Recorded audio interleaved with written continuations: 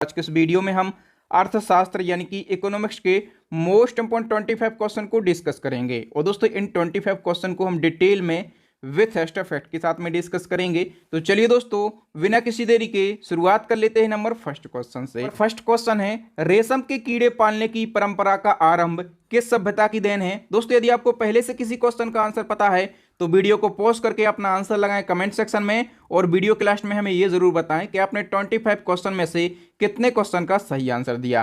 तो रेशम के कीड़े पालने की जो परंपरा है ये चीनी सभ्यता में शुरू करी गई थी। ए ऑप्शन करेक्ट हो जाएगा। अब दोस्तों रेशम से कई क्वेश्चन आपके एग्जाम में पूछे जाते हैं। सबसे पहले तो एक क्वेश्चन पूछा जाता है कि रेशम कीट पालन को क्या कहा जाता है। ठीक है, एक फैक्ट पूछा जाता है कि रेशम कीट पालन को क्या कहा जाता है, तो इसको सेरीकल्चर कहा जाता है। ओके, दूसरा क्वेश्चन पूछा जाता है कि रेशम के उत्पादन में भारत का स्थान कौन सा है।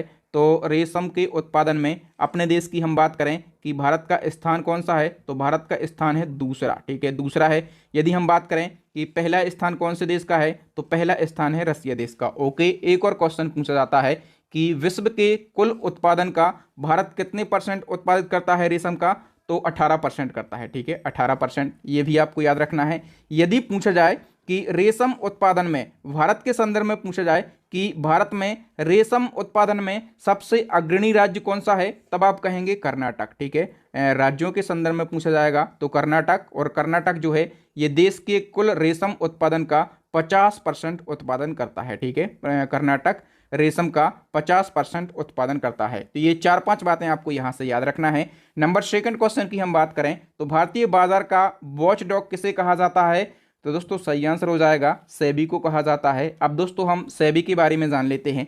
सेबी का फुल फॉर्म होता है security and exchange board of India, और दोस्तों हिंदी में इसको क्या कहते हैं, भारतीय प्रतिभूति और विनिमय बोर्ड कहते हैं। इसकी स्थापना कब करी गई थी, तो सेबी की स्थापना करी गई थी 1988 में, लेकिन सेबी एक्ट 1992 के तहत में सेबी को जो वैधानिक मान्यता है ये 30 जनवरी 1992 को मिली। ठीक है, तो याद रखना है स्थापना कब करी गई और इसको वैधानिक मान्यता कब मिली। और सेबी का हेडक्वार्टर जो है ये मुंबई के अंदर स्थित है। चलिए नंबर थर्ड क्वेश्चन की बात करें तो आधुनिक अर्थशास्त्र का जनक किसको कहा जाता है। दोस्तों आधुनिक अर्थशास्त्र का जो जनक है ये एडम स्मिथ को कहा जाता है। ठीक है, और एक और क्वेश्चन पूछा जाता है कि एडम स्मिथ जो हैं ये किस देश से संबंधित हैं, तो ये स्कॉटलैंड से संबंधित हैं। किस देश से, ये स्कॉटलैंड से संबंधित हैं। और एडम स्मिथ की एक बुक है जो कि हमेशा पूछी जाती है कि wealth of nation, wealth of nation जो बुक है ये किसकी है, तो ये एडम स्मिथ की है। ओके,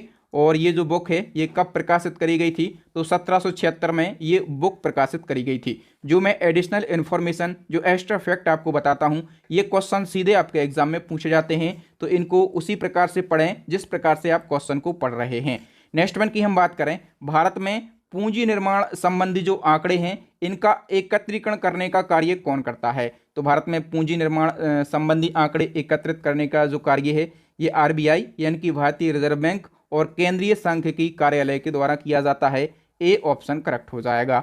नेक्स्ट वन की हम बात करें, वाणिज्यवाद शब्द का प्रयोग सर्वप्रथम किस पुस्तक में किया गया है। मोस्ट इंपोर्टेंट क्वेश्चन है। तो वाणिज्यवाद शब्द का प्रयोग सबसे पहले जो है ये वेल्थ ऑफ नेशन पुस्तक में किया गया, और मैंने आपको बताया था कि इस पुस्तक के जो राइटर हैं उनका नाम क्या है, एडम स्मिथ जो है इस पुस्तक के राइटर हैं। नेक्स्ट वन की हम बात करेंगे, किसे प्लास्टिक मनी कहा जाता है। मोस्ट इंपोर्टेंट क्वेश्चन है, प्लास्टिक मनी किसे कहा जाता है। दोस्तों जो क्रेडिट कार्ड है, ठीक है, क्रेडिट कार्ड, डेबिट कार्ड, ठीक है, और हम कहें स्मार्ट कार्ड, ठीक है, और एटीएम, इन सबको क्या कहा जाता है, इन सबको प्लास्टिक मनी कहा जाता है। इसी प्रकार से एक और क्वेश्चन आपके एग्जाम में पूछा जाता है कि स्मार्ट मनी शब्द का प्रयोग किसके लिए किया जाता है। तो स्मार्ट मनी शब्द का प्रयोग जो है ये केवल और केवल क्रेडिट कार्ड के संदर्भ में किया जाता है। बी ऑप्शन करेक्ट हो जाएगा। एक और क्वेश्चन पूछा जाता है कि बैंकिंग भाषा में यदि हम बात करें कि सेविंग अकाउंट, ठीक है, बैंकिंग भाषा में सेविंग अकाउंट और करंट अकाउंट, ठीक है, इनको क्या कहा जाता है, तो इनको कहा जाता है, हिंदी में बात करें तो इनको मांग देयता कहा जाता है। ठीक है, और इंग्लिश में हम बात करें इसको क्या कहा जाता है, डिमांड लायबिलिटीज इनको इंग्लिश में कहा जाता है, सेविंग अकाउंट और करंट अकाउंट को। ओके, ये भी आपको याद रखना है। चलिए नेक्स्ट वन की हम बात करें तो निम्नलिखित में से किसे आर्थिक राष्ट्रवाद का पथ प्रदर्शक माना जाता है। आर्थिक राष्ट्रवाद का पथ प्रदर्शक जो है ये आरसी दत्त को कहा जाता है। सी ऑप्शन करेक्ट हो जाएगा। अच्छा, आरसी दत्त से एक क्वेश्चन पूछा जाता है कि दी इकोनॉमिक्स हिस्ट्री ऑफ इंडिया, ये बुक है, ये इसके राइटर कौन है? तो इसके राइटर हैं आरसी दत्त। ओके, तो आरसी दत्त की ये फेमस बुक है, इसको भी आप याद रखेंगे। नेक्स्ट हमारा क्वेश्चन है, झामर कोतरा खदान किस खनिज के लिए प्रसिद्ध है? झामर खोतरा खदान दोस्तों ये रॉक फॉस्फेट के लिए प्रसिद्ध है। डी ऑप्शन करेक्ट हो जाएगा। अच्छा, यदि हम बात करें झामर खोतरा खदान की तो ये कहाँ पर है? तो ये राजस्थान के उदयपुर ज़िले में स्थित है। कहाँ पर? राजस्थान के उदयपुर ज़िले में। और हम बात करें कि यहाँ पर भारत का सबसे बड़ा रॉक फॉस्फेट का भंडार है। ओके, नेक्स्ट वन की हम बात कर लेते हैं। तो निम्न में से किस राज्य में औसत प्रति व्यक्ति आय सर्वाधिक है? औसत प्रति व्यक्ति आय सबसे ज़्यादा बात करेंगे गोवा राज्य में है। ए ऑप्शन करेक्ट हो जाएगा। ठीक है, और गोवा राज्य में औसत प्रति व्यक्ति आय कितनी है?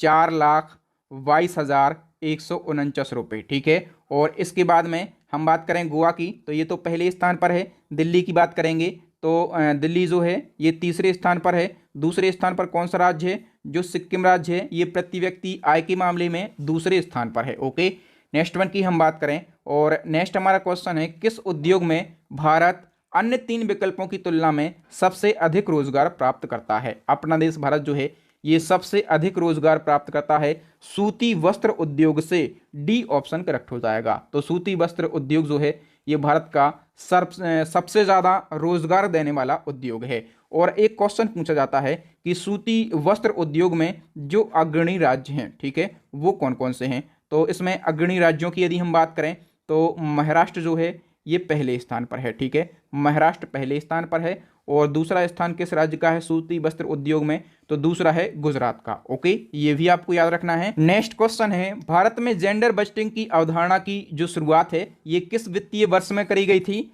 तो सही आंसर हो जाएगा 2005-06 में। दोस्तों जेंडर बजट सबसे पहले आपको समझना होगा कि ये क्या होता है। सरकार के द्वारा निर्मित ऐसा बजट जो संसाधनों एवं कार्यों का आवंटन लिंग के आधार पर करता हो। ठीक है, उसको हम क्या कहते हैं? जेंडर बजट कहते हैं। नेक्स्ट हमारा क्वेश्चन है, निम्नलिखित में से कौन सा एक आर्थिक अधिकार यानी कि इकोनॉमिक राइट है? इकोनॉमिक राइट की हम बात करेंगे तो जो रोजगार का अधिकार है ये हमारा एक आर्थिक अधिकार है, इकोनॉमिक राइट है। नेक्स्ट क्वेश्चन क्या है, भारत में नीली क्रांति के जनक कौन है? तो भारत में बात करेंगे नीली क्रांति के जनक कहलाते हैं Arun Krishnan. D option correct हो जाएगा। अच्छा, नीली क्रांति की बात करें तो नीली क्रांति का संबंध किस उत्पादन से है? ये क्वेश्चन पूछा जाता है। तो नीली क्रांति का जो संबंध है ये मत्स्य उत्पादन से है। किस चीज से है? मत्स्य उत्पादन से। ओके, नेक्स्ट हमारा क्वेश्चन है दोस्तों, डिजिटल इंडिया मिशन की शुरुआत कब से हुई थी? डिजिटल इंडिया मिशन की शुरुआत मेरे प्यारे दोस्तों 1 जुलाई 2015 से करी गई थी। ए ऑप्शन करेक्ट हो जाएगा। अच्छा, जो डिजिटल इंडिया मिशन है इसका उद्देश्य क्या है? तो भारत सरकार के सभी छोटे बड़े सरकारी विभागों का डिजिटलीकरण करना, ताकि सभी सरकारी सेवाएं इलेक्ट्रॉनिक तरीके से और आसानी से जनता को उपलब्ध हो सकें।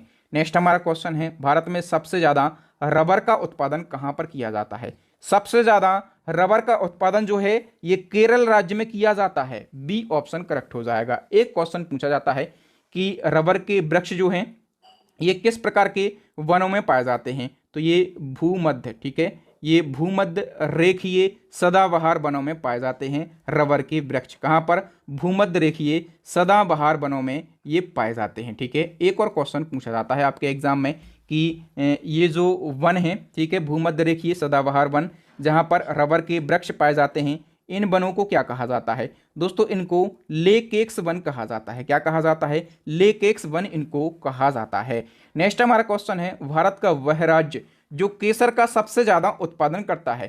केसर का सर्वाधिक उत्पादन करने वाला राज्य कौन सा है मेरे प्यारे दोस्तों? वो है Jammu Kashmir. C option correct हो जाएगा। दोस्तों केसर क्या है?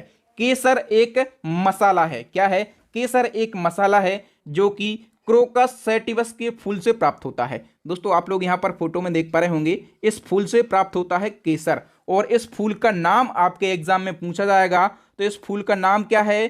Crocus sativus. क्या नाम है मेरे प्यारे दोस्तों? क्रोकस सैटिवस इस फूल का नाम है, और इसी से केसर जो है ये प्राप्त होता है। और एक और बात याद रखना, केसर जो है ये दुनिया का सबसे महंगा मसाला है। ठीक है, नेक्स्ट क्वेश्चन है, भारत के किस राज्य में ऊन का सर्वाधिक उत्पादन होता है? ऊन का सर्वाधिक उत्पादन दोस्तों ये राजस्थान राज्य में किया जाता है। सी ऑप्शन करेक्ट हो जाएगा। सारे फैक्टों को आप समझ लो।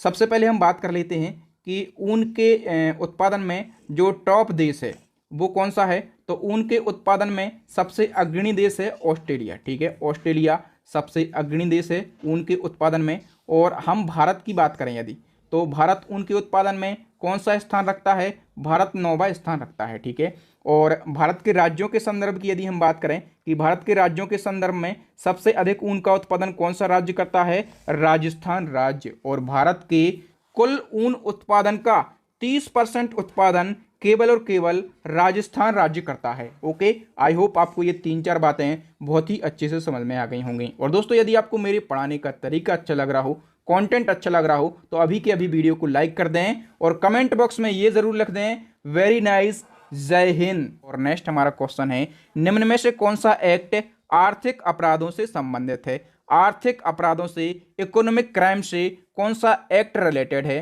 दोस्तों डी ऑप्शन जो है ये करेक्ट हो जाएगा। ठीक है, यदि हम इस एक्ट की बात करेंगे, इस टर्म की बात करेंगे कि इसका फुल फॉर्म क्या होता है, तो इसका फुल फॉर्म होता है conservation of foreign exchange and prevention of smuggling act. और दोस्तों इसको हिंदी में कहते हैं विदेशी मुद्रा संरक्षण और तस्करी निवारण अधिनियम। दोस्तों इस एक्ट को 1974 में तस्करी को रोकने और विदेशी मुद्रा को बचाने के लिए किया गया था। ठीक है, याद रखना ये जो एक्ट है ये 1974 में लागू किया गया था। नेक्स्ट हमारा क्वेश्चन है, हल्दिया बंदरगाह से कौन सी वस्तु आयात की जाती है? जो हल्दिया बंदरगाह है, सबसे पहले आपको पता रहना चाहिए कि हल्दिया बंदरगाह जो है ये कहाँ पर स्थित है? तो ये पश्चिम बंगाल में स्थित है। कहाँ पर? पश्चिम बंगाल में। ठीक है, और ये जो बंदरगाह है इससे पेट्रोलियम पदार्थों का आयात किया जाता है। ठीक है, और ये बंदरगाह जो है ये क्यों डेवलप करा गया था? तो दोस्तों जो कलकत्ता बंदरगाह है, ठीक है, कलकत्ता बंदरगाह का लोड कम करने के लिए हल्दिया बंदरगाह को विकसित किया गया था। इसी क्रम में एक क्वेश्चन पूछा जाएगा कि निम्न में से कौन सा बंदरगाह कच्छ की खाड़ी में स्थित है? तो कच्छ की खाड़ी में स्थित है कांडला बंदरगाह। ठीक है, और कांडला बंदरगाह कच्छ की खाड़ी यदि बात करें कि राज्य की, तो ये गुजरात राज्य में स्थित है। किस राज्य में? गुजरात राज्य में। और दोस्तों 2017 में गुजरात के कांडला बंदरगाह का नाम भी बदल दिया गया है और अब इस बंदरगाह का नाम जो है ये पंडित दीनदयाल उपाध्याय बंदरगाह कर दिया है। याद रखना कांडला बंदरगाह का अब नाम क्या है? दीनदयाल उपाध्याय बंदरगाह। नेक्स्ट वन की हम बात कर लेते हैं, प्रथम राष्ट्रीय आय समिति की स्थापना किस वर्ष करी गई थी? प्रथम राष्ट्रीय आय समिति की स्थापना दोस्तों 1949 में करी गई थी। ओके, 1949 में। और इसके जो पहले अध्यक्ष हैं ये कौन बनाए गए थे?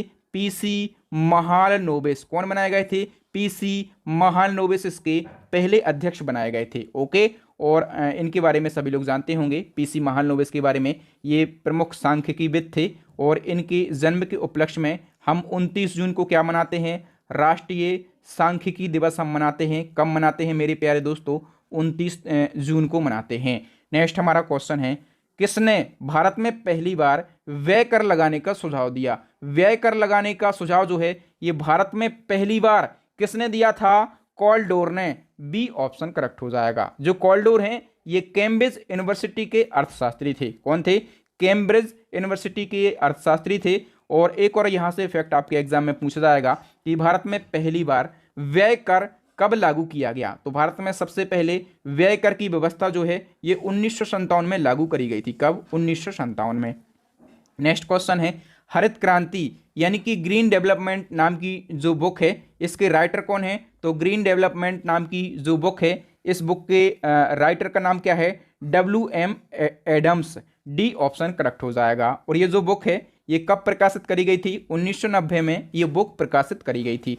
नेक्स्ट हमारा क्वेश्चन है दोस्तों, रुपए के चिन्ह की रचना किसने करी? ये होता है रुपए का चिन्ह। ओके, रुपए का चिन्ह, और इसकी जो रचना है ये उदय कुमार ने करी थी। दोस्तों इस क्वेश्चन में आप 5 स्टार लगा लीजिए। ये क्वेश्चन आपके एग्जाम में पूछा जाएगा। रुपए के चिन्ह की अवधारणा किसने दी? रुपए के चिन्ह की रचना किसने करी? रुपए के चिन्ह के फादर कौन कहे जाते हैं? तो उदय कुमार करे जाते हैं और इसकी जो रचना है ये उदय कुमार ने 2010 में करी थी। ठीक है, जो रुपए का सिंबल है आप लोग यहाँ पर देख पा रहे होंगे, इस प्रकार का होता है रुपए का सिंबल। तो दोस्तों यहाँ पर हमने 25 क्वेश्चन को डिस्कस कर लिया है। कितने क्वेश्चन को? 25 क्वेश्चन को। आपने 25 क्वेश्चन में से कितने क्वेश्चन का सही आंसर दिया कमेंट सेक्शन में अपना स्कोर जरूर शेयर करें। लास्ट क्वेश्चन आपके लिए चैलेंजिंग क्वेश्चन होता है, इसका आंसर भी आपको कमेंट सेक्शन में बताना है कि योजना आयोग के पहले उपाध्यक्ष कौन थे। ठीक है, इसका आंसर आपको कमेंट सेक्शन में कमेंट करके बताना है।